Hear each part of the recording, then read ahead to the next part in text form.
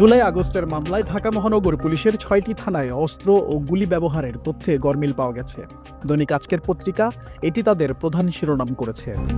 প্রকাশিত সংবাদ থেকে জানা যায়, গত বছরের জুলাই আগস্টে বৈষম্যবিরোধী ছাত্র আন্দোলনের সময় রাজধানীর বিভিন্ন থানায় পুলিশ সদস্যদের বরাদ্দ করা আগ্নেয়াস্ত্র ও গুলির হিসেবে গরমিল রয়েছে। থানার নিবন্ধন খাতার তথ্যের সঙ্গে মামলার এজাহারে বর্ণিত অস্ত্র ও গুলির তথ্যে এই অমিল রয়েছে। এমনকি অস্ত্র বরাদ্দ করা এবং ব্যবহারকারী সদস্যের নামও ভিন্ন। প্রতিবেদনে দেখা যায়, যাত্রাবাড়ি, কদমতলী, রামপুরা, বাড্ডা, মোহাম্মদপুর এবং ভাটারা থানায় জুলাই আগস্টে সহিংসতা ও হতাহতের হার বেশি ছিল। এসব থানার হিসাবেও অমিল বেশি দেখা গেছে।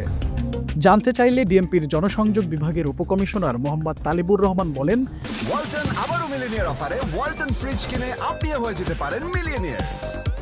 মিলিনিয়ার ছড়াছড়ি দেশ জুড়ে, এটা শুধু ওয়ালটনই পারে। প্রতিটি ঘটনার আলাদা তদন্ত চলছে। গুলি যৌক্তিক ছিল কিনা তা নিরীক্ষা করা হচ্ছে। তবে অস্ত্র বরাদ্দ ও গুলি খরচের অমিল সম্পর্কে তিনি অবগত নন। ডিএমপি জানিয়েছে, থানার একজন পুলিশ সদস্যের নামে যেদিন যে অস্ত্র ও গুলি বরাদ্দ থাকে তিনি সেদিন সেই অস্ত্র ও গুলি নেন।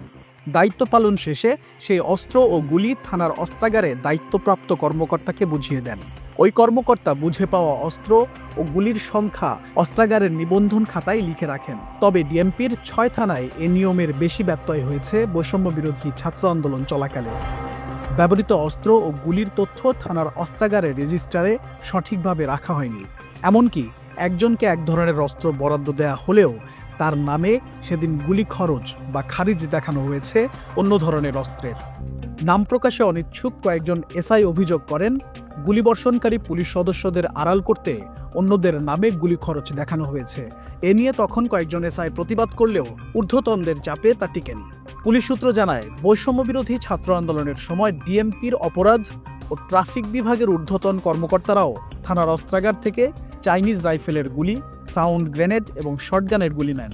তবে সেগুলো কারা কোথায় খরচ করেছেন সেই হিসেব তারা না দেওয়ায় থানাগুলোতেও কোনো তথ্য নেই।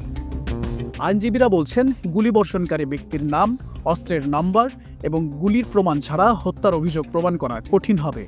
যেহেতু অস্ত্র বরাদ্দ এবং গুলি খরচের তথ্য সঠিকভাবে রাখা হয়নি, সুতরাং ব্যালিস্টিক পরীক্ষার মাধ্যমে হত্যার প্রমাণ পাওয়া সম্ভব হবে না। একই সাথে বিশেষজ্ঞরাও বলছেন, অস্ত্র গুলি বরাদ্দ ও খরচের হিসেবের এই গরমিলে হত্যার সঙ্গে জড়িত পুলিশ সদস্যদের অপরাধ প্রমাণ করা জটিল হবে।